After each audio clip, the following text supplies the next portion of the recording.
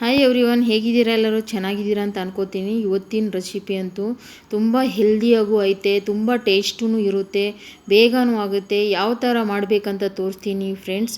ವಿಡಿಯೋನ ಪೂರಾ ನೋಡಿ. ವಿಡಿಯೋ ಇಷ್ಟ ಆದರೆ ಲೈಕ್, ಶೇರ್, ಕಮೆಂಟ್ ಮಾಡಿ. ಯೂಟ್ಯೂಬಲ್ಲಿ ನೋಡ್ತಾ ಇದ್ದರೆ ಯೂಟ್ಯೂಬ್ ಚಾನಲ್ನ ಸಬ್ಸ್ಕ್ರೈಬ್ ಮಾಡ್ಕೊಳ್ಳಿ, ಬೆಲ್ಲೈಕನ್ ಒತ್ತಿ. ಫೇಸ್ಬುಕ್ಕಲ್ಲಿ ನೋಡ್ತಾ ಇದ್ದರೆ ಫೇಸ್ಬುಕ್ ಪೇಜ್ ಫಾಲೋ ಮಾಡಿ ಫ್ರೆಂಡ್ಸ್. Thank you. ಇಲ್ಲಿ ನೋಡಿ, ನಾನು ಇವತ್ತು ಮಾಡಿರೋದು ನಾಷ್ಟ ಅಂದರೆ ಇದು ಎಲೆಕೋಸನ್ನ ಈ ಥರ ನಾನು ಚಾಪರಲ್ಲಿ ಹಾಕಿ ಚಾಪ್ ಮಾಡ್ಕೊಂಡಿದ್ದೀನಿ. ನೋಡಿ ಎಷ್ಟು ಚೆನ್ನಾಗಿ ನುಣ್ಣಗೆ ಆಗಿದೆ ಚಾಪರಲ್ಲಿ. ಇಲ್ಲಿ ನಾನು ಇನ್ನೂ ತಿರ್ಗಾ ಆ ಚಾಪರಲ್ಲಿ ಶುಂಠಿ, ಬೆಳ್ಳುಳ್ಳಿ, ಹಸಿಮೆಣಸಿನ್ಕಾಯಿ, ಕೊತ್ತಂಬರಿ ಸೊಪ್ಪು ಹಾಕ್ಕೊಂಡು ಇದಕ್ಕೂ ಚಾಪ್ ಮಾಡ್ಕೋತೀನಿ. ನಿಮಗೆ ಈ ಥರ ಚಾಪರ್ ಇಲ್ಲ ಅಂದರೆ ನೀವು ಮಿಕ್ಸಿ ಜಾರಲ್ಲಿ ಹಾಕಿಬಿಟ್ಟು ಪಲ್ಸ್ ಮೋಡಲ್ಲಿ ತಿರ್ಗಿಸ್ಕೊಂಡು ಈ ಥರ ನೀವು ರುಬ್ಕೋಬೋದು ತರಿಯಾಗಿ. ಈರುಳ್ಳಿ ಅಂತೂ ನೀರು ಬಿಟ್ಬಿಡುತ್ತೆ ಮಿಕ್ಸಿಯಲ್ಲಿ. ನೀವು ಮಿಕ್ಸಿ ಜಾರಲ್ಲಿ ಬರೀ ಎಲೆಕೋಸನ್ನ ಹಾಕಿಬಿಟ್ಟು ಈ ಥರ ನುಣ್ಣಗೆ ರುಬ್ಕೋಬೋದು ಮಿಕ್ಸಿಯಲ್ಲಿ.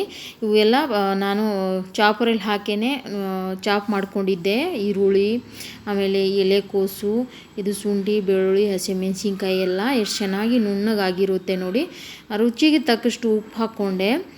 ಅದ್ರ ಜೊತೆ ಜೀರಿಗೆ ಹಾಕ್ಕೊಂಡಿದ್ದೀನಿ, ಸ್ವಲ್ಪ ಧನಿಯಾ ಪೌಡ್ರ್ ಹಾಕ್ಕೊಂಡು ಇದನ್ನು ನೀಟಾಗಿ ಕಲಿಸ್ಕೊಂಡು ಆಮೇಲೆ ಇನ್ನೂ ಏನೇನು ಹಾಕಬೇಕಂತ ತೋರಿಸ್ತೀನಿ. ತುಂಬ ಚೆನ್ನಾಗಿರುತ್ತೆ ಫ್ರೆಂಡ್ಸ್, ಬೇಗನೂ ಆಗುತ್ತೆ. ಇದು ಯಾವ ಥರ ಮಾಡಬೇಕಂತ ತೋರಿಸ್ತೀನಿ ನಾನು. ಎದ್ರ ಮೇಲೆ ಅದು ಮಾಡಿದ್ರೂ ಚೆನ್ನಾಗಿ ಬರುತ್ತೆ ಅಂತ ಅದು ತೋರಿಸ್ತೀನಿ.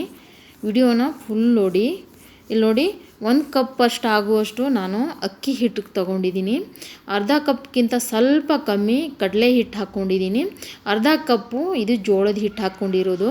ಜೋಳದ ಹಿಟ್ಟು ತುಂಬ ಹೆಲ್ದಿಯಾಗಿರುತ್ತೆ. ನಮ್ಮ ಮನೇಲಂತೂ ಜೋಳದ ರೊಟ್ಟಿ ಮಾಡ್ತಾನೆ ಇರ್ತೀವಿ. ಯಾವಾಗಲೂ ನಾವು ಜೋಳದ ರೊಟ್ಟಿನೇ ತಿಂತೀವಿ. ಆದರೆ ನಾನು ಆವಾಗವಾಗ ಟಿಫಿನ್ ಜೊತೆ ಈ ಥರ ಯೂಸ್ ಮಾಡ್ಕೋತೀನಿ. ಇಲ್ಲಿ ನೋಡಿ, ಈ ಥರ ನೀವು ಇದು ನೋಡಿ, ಬರೀ ನೀರು ಹಾಕ್ದೇ ಈ ಥರ ಕಲಿಸ್ಕೊಂಡೆ ನಾನು. ಎಷ್ಟು ಚೆನ್ನಾಗಿ ಇದು ಕಲಿಸ್ಕೊಂಡ್ಬಿಟ್ಟಿದ್ದೆ. ಆಮೇಲೆ ಸ್ವಲ್ಪ ನೀರು ಹಾಕಿ ಕಲಿಸ್ಕೊಂಡೆ ನಾನು ಈ ಥರ. ನಿಮ್ಗೆ ಗಟ್ಟಿ ಬೇಕಂದರೆ ನೀವು ಕೈಯಿಂದ ತಟ್ಕೊಂಡು ಮಾಡ್ಕೋಬೋದು. ನಾನು ಒಂದು ಸ್ವಲ್ಪ ಹಂಚ ಮೇಲೇ ಇದನ್ನು ಹಾಕ್ಕೋತೀನಿ, ಬಳಿತೀನಿ ನೋಡಿ. ಹಂಚ ಮೇಲೇ ಈ ಥರ ಬಳ್ಕೋತೀನಿ. ಇನ್ನೊಂದು ತೋರಿಸ್ತೀನಿ ನಾನು, ಬಾಳೆ ಎಲೆ ಮೇಲೆ ಯಾವ ಥರ ಮಾಡಬೇಕಂತ.